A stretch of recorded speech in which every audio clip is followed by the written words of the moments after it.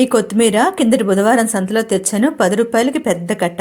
అయితే దానిలో మీద పార్ట్ అంతా, ఆకుల భాగం అంతా అన్నిట్లో వాడేసాను. ఇది మిగిలిందనమాట. సరే ఇది ఎందుకు పారేయాలి, ఫైబర్ వృధాగా అని దాన్ని శుభ్రం చేసుకున్నాను. తర్వాత మూకుట్లో నూనె వేసి ముందుగా కొన్ని మెంతులు వేశాను, ఆవాలు వేశాను. ఇవి రెండు వేగిన తర్వాత మినపప్పు వేశాను. మినపప్పు కూడా వేగుతుండగా ఎండుమిరపకాయలు 10 నుంచి 12 మధ్య వేశాను. ఒక్కటే టమాటా ఉంది, అది ముక్కలు కట్ చేసి ఈ వేగిన పోపులో వేశాను. 1 నిమిషం మగ్గిన తర్వాత ఇందాక శుభ్రం చేసుకున్న కొత్తిమీర ఉంది కదా, అదంతా కూడా వేసుకొని ఇంచుమించు 10 నిమిషాలు మగ్గించాను. అలాగా ఉప్పు, పసుపు, ఇంగువ, చింతపండు వేసి బాగా కలుపుకొని స్టవ్ ఆఫ్ చేసుకున్నాను.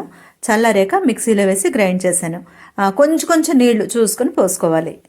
సుమారు 1 నెల కిందట నృహర్ని డీమార్ట్కి పంపించాను. ఆ రోజు శనివారం అయింది.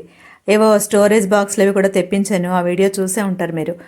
ఆ రోజు ఏంటంటే శనివారం టిఫిన్కి నాకు కొబ్బరి చట్నీ తినాలనిపించి కొంచెం పుట్నాల పప్పు తీసుకురా అని చెప్పాను. డీమార్ట్లో ఎంత కావాలంటే అంత తీసుకునే సౌకర్యం ఉంది కదా. వాడేం చేశాడు, 1/2 కిలో పైన తెచ్చాడు. నృహరి ఎందుకు నృహరి ఇంత అంటే, 1/2 కిలో పెద్ద ఎక్కువ అమ్మ అంటే, రోజు టిఫిన్లు తినేవాళ్ళకి ఏదో ఒకటి తినేవాళ్ళకి అది ఎక్కువ కాదు నాన్న, మన ఇంట్లో చాలా ఎక్కువే అది అన్నాను. చాలా వాడగా ఇంకా ఇది మిగిలింది చూసారా. ఒక చిన్న కొబ్బరి మొక్క ఉంది, అది ముక్కలు కట్ చేసుకొని మిక్సీలో వేశాను. ఒక పెద్ద గరిటతో ఈ చట్నీ పప్పు తీసుకున్నాను. తర్వాత 5 పచ్చిమిరపకాయలు, 1 రెమ్మ కరివేపాకు, చిన్న మామిడల్లం ముక్క, ఉప్పు, ఇంగువ ఇవన్నీ వేసి బాగా గ్రైండ్ చేసుకున్నాను. ఈ కొబ్బరి చట్నీ అయితే చాలా అద్భుతంగా ఉందండి. మరి మామిడల్లం వల్ల ఆ టేస్ట్ వచ్చిందో ఏమో నాకు తెలియదు, కానీ చాలా బాగుంది. అయితే మరి ఇంక పోపు వేయలేదు, ఆల్రెడీ ఇంకో పచ్చడి చేశాను కదా అని. ధనుర్మాస వ్రతంలో 22 రోజులు పూర్తయ్యాయి. ఈ 22 రోజుల్లో ఏంటంటే గోదమ్మ వ్రతం చేయాలని సంకల్పించుకొని తన తోటి వాళ్ళందరినీ కూడా పిలుచుకొని నందగోపుడు భవనం దగ్గరికి వచ్చి కృష్ణ పరమాత్మని లేపింది. ఇప్పుడు ఏంటంటే రేపటి పాసురంలో కృష్ణ పరమాత్మ వీళ్ళ కోసం నిద్ర నుంచి మేల్కొని వస్తున్నాడనమాట.